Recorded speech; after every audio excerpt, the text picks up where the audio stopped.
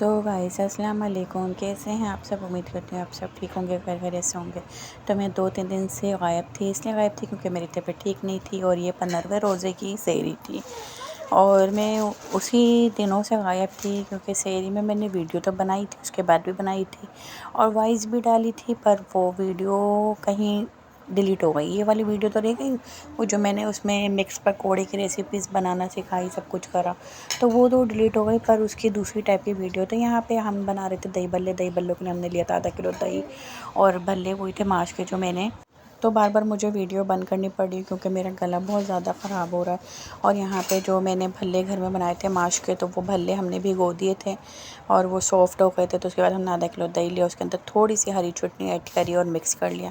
अब आपके सामने मैं डाल रही थी दही भल्लों का मसाला जो मैंने घर में बनाया हुआ था, जो पहले भी बता चुकी हूँ। और किसी को प्रॉपर रेसिपीज़ चाहिए तो मुझसे पूछ सकता है, वैसे तो मैंने बता दिया था रेसिपीज़ में ही। और यहाँ पे मैं 2 टेबल स्पून थोड़ी सी चटनी डालूँगी और इसमें नमक भी ऐड कर दूँगी हस्बे ज़ायक़ा, और फिर बस ये हो जाएगी रेडी। हर बार जो मैंने दही भल्ले बनाए थे वो खट्टे वाले, खट्टे मीठे जो बनते हैं वो वाले बनाए थे। अभी मैंने नमकीन वाले बनाए थे और बिल्कुल दही में पानी ऐड नहीं गया था, दही बिल्कुल फेंट के गाढ़ा गाढ़ा ऐड कर दिया था। और यहाँ पे बॉल्स गंदा हो गया था, उसको नीट करना तो लाजमी बनता है। तो मेरी आवाज़ बहुत ज़्यादा ख़राब हो रही है, हालांकि मैं कोई ठंडा पानी नहीं पीती। हाँ, रोज़ा खोलने के टाइम 1 गिलास 1.5 गिलास पी लेती हूँ, उसके बाद मैं सिर्फ नॉर्मल पानी पीती हूँ। और यहाँ पे ये चटनी मैंने भी ताज़ी ताज़ी पीसी थी, हरे धनिया पुदीने की, और इमली ऐड कर रही थी क्योंकि मेरे हस्बैंड को तो बहुत ज़्यादा खट्टी खट्टी चटनी, खट्टी चीज़ें ज़्यादा पसंद है। तो इसलिए मैंने ये चटनी में इतनी सारी इमली, तकरीबन 7-8 स्पून भर के इमली के ऐड हुए थे। वीडियो मुझे बार बार रोकनी पड़ रही क्योंकि मेरा गला बहुत ज़्यादा ख़राब हो रहा है। और यहाँ पे मैंने इमली ऐड कर ली है, ग्रीन चटनी भी रेडी हो गई है और मिक्स पकोड़े भी हमने बना लिए थे। उसकी रेसिपीज़ भी दी थी पर वो डिलीट हो गई, हम रेसिपीज़ देते देते। साथ में मैं बता भी रही थी कि मुझे क्या हुआ था, मेरे सर में बहुत ज़्यादा शदीद दर्द हो रहा था जो बर्दाश्त से बाहर हो रहा था। पैनाडोल भी खा ली थी, सही नहीं हो रहा था। मेरे साथ अक्सर ऐसा होता रहता है कि पैनाडोल भी खा लूँ, दूसरी पेन किलर भी खा लूँ, तो सर में दर्द नहीं जाता जब तक मैं डॉक्टर के पास नहीं जाती। और डॉक्टर बीपी चेक करते नहीं और बताते कि आपको बीपी कुछ भी नहीं है, ना लो है ना हाई है।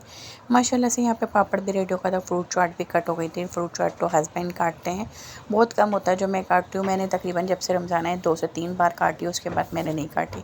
यहाँ पे हम बना रहे थे क्रीम वाली चाट, सिंपल क्रीम वाली। इसमें क्रीम वाली के और भी फ्लेवर ऐड होते हैं, बस मैं सिंपल क्रीम इसमें ऐड करूँगी और चीनी ऐड करूँगी और 1 कप दूध ऐड करूँगी इसमें। ये मैंने दूध डाला था डब्बे में, दूध ऐड करके इसको मिक्स कर लूँगी ताकि क्रीम बहुत ज़्यादा गाढ़ी होती है तो वो मिक्स सही से नहीं होती।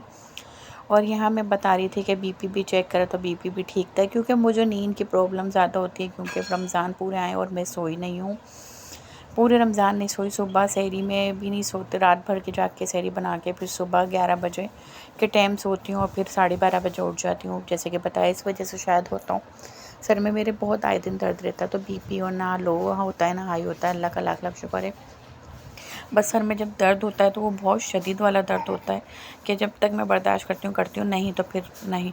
तो फिर इंजेक्शन डॉक्टर ने लगवाया कि इंजेक्शन लगवा लें पेन किलर का, तो लगा लेंगी। तो मैंने कहा ठीक है लगवा लेती हूँ। हस्बैंड ने कभी कहा लगवा लो सही हो जाएगा। तो वो नर्स ने इंजेक्शन ऐसा लगाया कि उसने जब लगाया तो सुई तो चुभी, पता नहीं चला। जब थोड़ी देर बाद मेरा हाथ ना पुदकना शुरू, मुझे ऐसा लगा कि उसका हाथ कब कपा रहा है नर्स का। तो मैंने कहा शायद उसका हो रहा, और फ़ैन भी बंद था, मुझे गर्मी भी लग रही थी। मैंने उन्हें कहा कि फ़ैन खोल दो, तो उसने कहा कि फ़ैन ना, एक रूम है वहाँ पे लॉक है, वो फ़ैन जब रूम खुलेगा तो वो बटन वहाँ से खोलना पड़ेंगे, बटन वहाँ पर है। तो वहाँ पे गार्नियर की डॉक्टर आई हुई थी किसी को चेक करना, तो इसलिए वहाँ से वो दरवाज़ा लॉक था। अब इंजेक्शन लगाया तो थोड़ी देर बाद ना मेरा हाथ बहुत ज़ोर से पुदकने लगा, तो मुझे लगा डॉक्टर का नर्स का पुदक रहा है।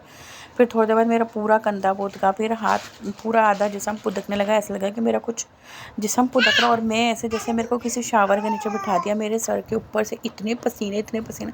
मुझे गर्मियों में भी बहुत ज़्यादा, अगर चूल्हे के पास खड़ी तो मैं ऐसे खड़ी होती हूँ जैसे कि मेरे को नल शावर के नीचे खड़ा हुआ, नल के नीचे खड़ी हूँ कि मैं पसीने में जितना मर्ज़ी साफ़ करूँ मेरे पसीने बहुत आते हैं।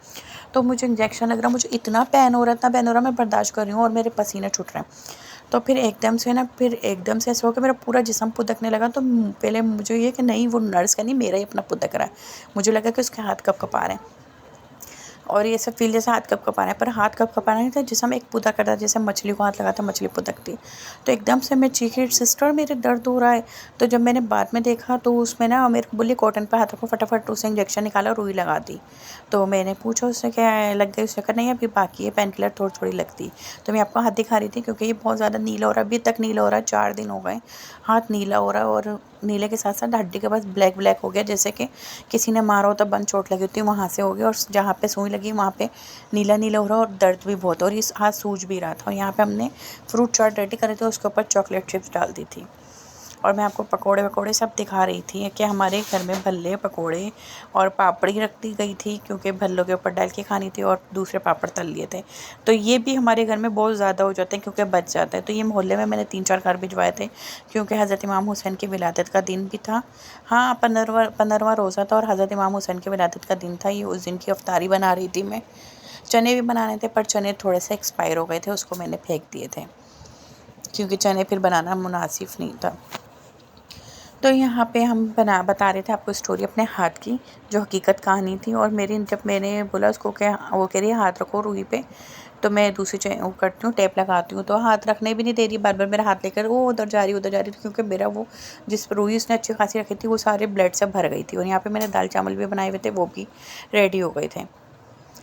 तो फिर उसके बाद जब उसे दूसरी रुई चेंज करी, जब मैंने देखा अपने हाथ को, तो मेरे हाथ के नस ऐसे हो रहे थे जैसे कोई बलून फूला हुआ, जैसे हम बच्चों को गुब्बारा फट जाए तो उसके बाद छुटकी फुला के देते हैं। पता नहीं आप लोगों में से कौन कौन लोग वो फुलाते होंगे, जो छोटे से गुब्बारा फट जाए तो उसके बाद बच्चों को चुटकी फुला के देते हैं, फूल जाए। तो इस तरह मेरी नस फूल गई थी और वो इतनी ज़ोर से पेन कर रही थी कि मैंने नर्स को मैंने थोड़ा सा चीखी कि मेरे दर्द हो रहा है, तो उसने इंजेक्शन निकाला वरना नहीं निकाला। फिर वो गई किसी और को लेकर आई, फिर वो वार्ड बॉय को लेकर आई, उसने मेरे दूसरे हाथ में लगाया। उसने ना स्प्रिट वाली रुई लगाई ना कुछ लगाई, डायरेक्ट नस में लगा दी और कुछ भी नहीं पता चला। उसने लगाया, अभी तक मेरे 3 से 4 दिन हो गए, दर्द नहीं गया, हाथ में बहुत ज़्यादा पेन है। यहाँ पे दूसरे दिन की अफ्तारी थी, जो मेरी तबीयत सही नहीं थी, जैसे कि मैंने बताया कि सर में दर्द था और ड्रिप कह रही हूँ, इंजेक्शन वगैरह लगा था, इंजेक्शन ही लगा था। तो ये दूसरे दिन की अफ्तारी की वीडियो थी, हस्बैंड ने बनाई। तो दूसरे दिन हस्बैंड ने सारी अफ्तारी बनाई, फ्रूट चाट पकोड़े वकोड़े खुद ही उन्होंने रेडी करे, बच्चों को लगा के, मुझे नहीं उठाया क्योंकि मेरी तबीयत सही थी। और ये मैं जानमाज़ न्यू लेकर आई थी और एक और लेकर आई गिफ्ट देने के लिए। वीडियो अच्छी लगे तो लाइक और सब्सक्राइब कर।